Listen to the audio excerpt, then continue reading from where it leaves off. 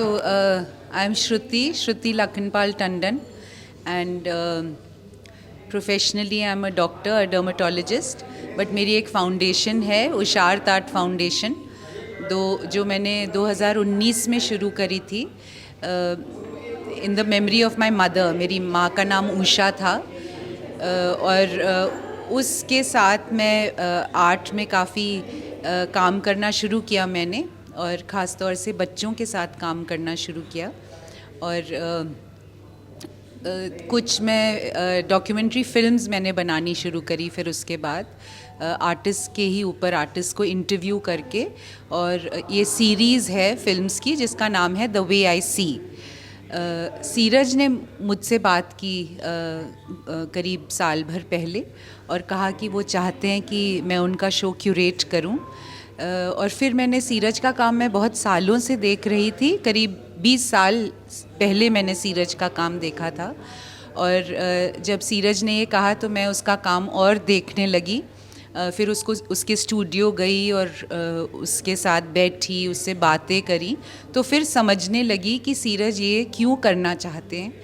और सीरज जब स्टूडेंट थे तो उन्होंने काफ़ी पढ़ना शुरू किया, कविताओं को, कहानियों को. और कुंवर नारायण जी का सीरज पे एक बहुत गहरा प्रभाव रहा है. और कई साल कुंवर जी की जो लिखित शब्द है वो पढ़ते पढ़ते, और फिर कुंवर जी को मिले भी सीरज जब करीब 27 साल के थे. And he was very sort of profoundly affected not only by Kunvar Narayan the writer and the thinker, but also by Kunvar Narayan's personality. And he wanted to dedicate this show to Kunvar ji. And with that, what you see in these works is that Siraj has, if we discuss the collages, then he has used a confluence of many continents. So he has used rice paper from Nepal, he has used people, tree dried leaves from Nepal, he has used Indian textile, he has used maps, Polish maps, because Siraj did a residency in Poland, a ceramic residency, and on those Polish maps are shown geographical distribution of forests. And on these, stitching them together, gluing them together, what Siraj has done is that he has juxtaposed Kunvarji's words, Kunvarji's lines.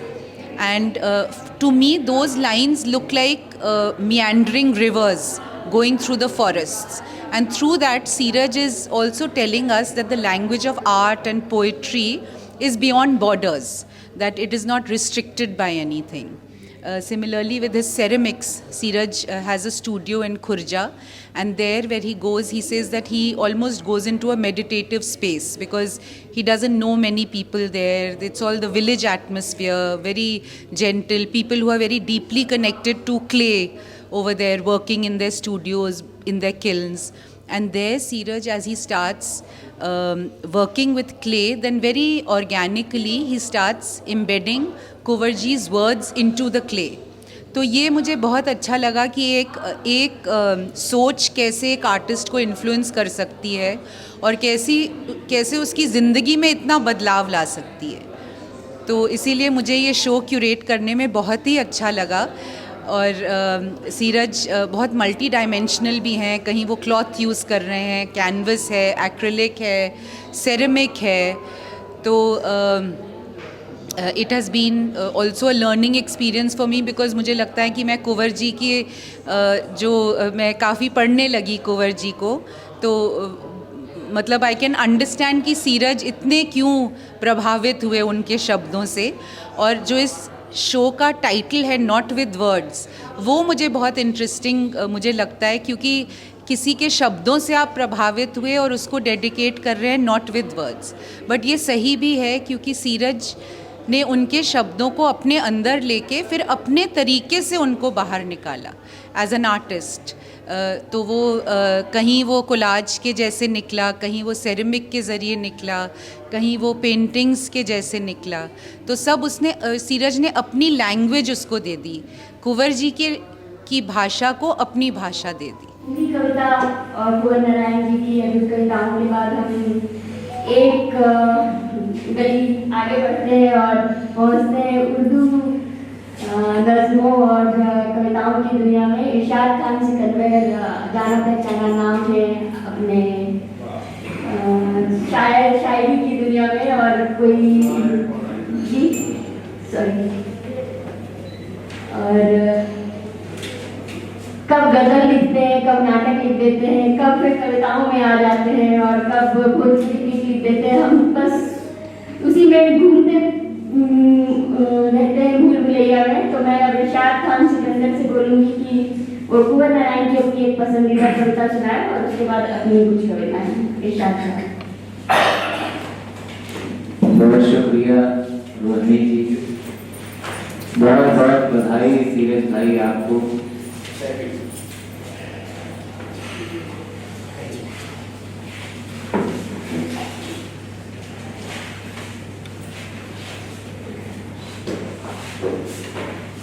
मैं कुंवर नारायण जी की एक कविता जिसका उन्वान है एक वृक्ष की हत्या, वो पढ़ रहा हूं। अब की बार लौटा तो देखा वह नहीं था,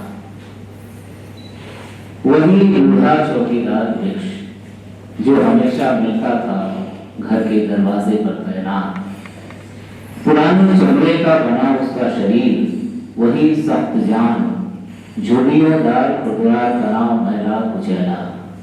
राइफल सी एक सूखी डाल, एक पगड़ी फूल पत्तीदार, पाँव में फटा पुराना जूता, चरमाता लेकिन अक्खड़ बलबूता। धूप में बारिश में गर्मी में सर्दी में हमेशा चौकन्ना अपनी खाकी वर्दी में। दूर से ही ललकारता कौन, मैं जवाब देता दोस्त, और पल भर को बैठ जाता उसकी ठंडी छांव में।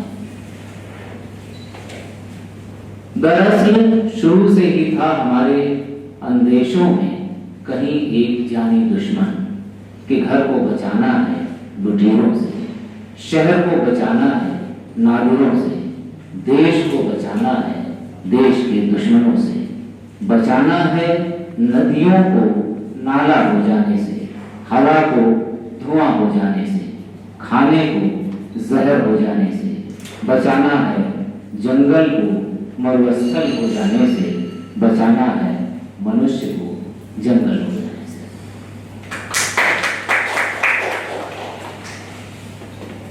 अब मुझे हुक्म मिला है कि मैं अपनी गजल के चंद शेर हाजिर करूं, सो हुक्म की तामील में एक गजल का मतलब हाजिर करता हूँ। अब आगे सर इजाजत। मतलब लिखने की देखते देखते सूख गया है एक समंदर पिछली शब। देखते देखते सूख गया है एक समंदर पिछली शब। खुश्क हुए हैं मेरे आंसू अंदर अंदर पिछली शब। खुश्क हुए हैं मेरे आंसू अंदर अंदर पिछली शब। दजला तट से गंगा तट तक खून में डूबा है मंजर। दजला तट से गंगा तट तक खून में डूबा है मंजर। महादेव बोलो गुजरा है किसका लश्कर पिछली शब। महादेव बोलो गुजरा है किसका लश्कर पिछली शब। घट घट राम बसे हैं तो फिर घट घट रावण भी होंगे। घट घट राम बसे हैं तो फिर घट घट रावण भी होंगे। गाते हुए रोता जाता था कोई कलंदर पिछली शब। गाते हुए रोता जाता था कोई कलंदर पिछली शब। और कहत कबीर सुनो भाई साधो दुनिया मरघट है यानी। कहत कबीर सुनो भाई साधो दुनिया मरघट है यानी। कबीरा को ही बांच रहे थे मस्जिद मंदिर पिछली शब।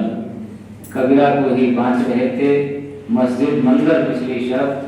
और खाली दोनों हाथ थे लेकिन भरे हुए थे नैन उसके। खाली दोनों हाथ थे लेकिन भरे हुए थे नैन उसके। शायद खुद से हार गया था एक सिकंदर पिछली शब। खाली दोनों हाथ थे लेकिन भरे हुए थे नैन उसके, शायद खुद से हार गया था एक सिकंदर पिछली शब।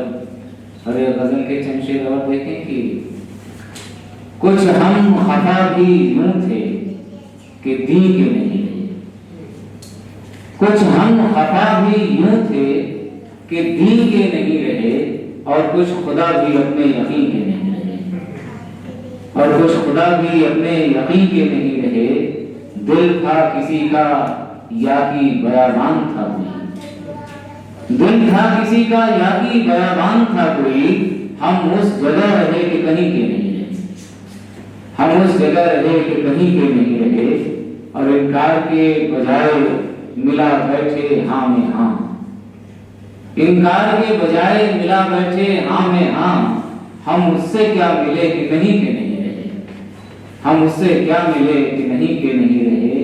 और जुमला हुकूक सौंप दिए थे जिन्हें तमाम, जुमला हुकूक सौंप दिए थे जिन्हें तमाम, वो आसमां ही मेरी ज़मीं के नहीं रहे, वो आसमां ही मेरी ज़मीं के नहीं रहे। देखें विडंबना के समय भी चकित सा है, देखें विडंबना के समय भी चकित सा है। हम थे यहीं के और यहीं के नहीं, हम थे यहीं के और यहीं के नहीं रहे। पेशानिए हयात पे बल का सबब हो तुम, पेशानिए हयात पे बल का सबब हो तुम, बोसे तुम्हारे मेरी जबी के नहीं रहे, बोसे तुम्हारे मेरी जबी के नहीं रहे। कुछ हम खफा भी यूं थे कि दी के नहीं रहे, और कुछ खुदा भी अपने यकीन के नहीं रहे। और ये गजल के दो चार शेर हासिल करता हूँ, ये सीरज भाई की फरमाइश है तो उनका हुक्म मानना जरूरी है। आंखों की दहलीज पर आकर बैठ गई, आंखों की दहलीज पर आकर बैठ गई, तेरी सूरत खाक सजाकर बैठ गई, तेरी सूरत खाक सजाकर बैठ गई। कल तेरी तस्वीर मुकम्मल की मैंने, कल तेरी तस्वीर मुकम्मल की मैंने, फौरन उस पर तितली आकर बैठ गई, फौरन उस पर तितली आकर बैठ गई। कुछ लोगों की भीड़ उठी और आंगन में, कुछ लोगों की भीड़ उठी और आंगन में नफरत की दीवार उठाकर बैठ गई, नफरत की दीवार उठाकर बैठ गई। बूढ़ी माँ का शायद लौट आया बचपन, बूढ़ी माँ का शायद लौट आया बचपन, गुड़ियों का अंबार लगाकर बैठ गई, गुड़ियों का अंबार लगाकर बैठ गई। और आखिर में दो चार शेर ये कि लफ्ज कल इतने नुकीले हो गए, लफ्ज कल इतने नुकीले हो गए, खामोशी के गाल गीले हो गए, खामोशी के गाल गीले हो गए। एक उदासी है मेरी अर्धांगिनी, एक उदासी है मेरी अर्धांगिनी, क्या तुम्हारे हाथ पीले हो गए, क्या तुम्हारे हाथ पीले हो गए। और बात यह है इश्क तन्हा पड़ गया, बात यह है इश्क तन्हा पड़ गया, मुझ में ही कितने कबीले हो गए, मुझ में ही कितने कबीले हो गए। और शेर आखिर यह है कि जिंदगी का विश तो ज्यों का त्यों रहा, जिंदगी का विश तो ज्यों का त्यों रहा, शायरी के कंठ नीले हो गए।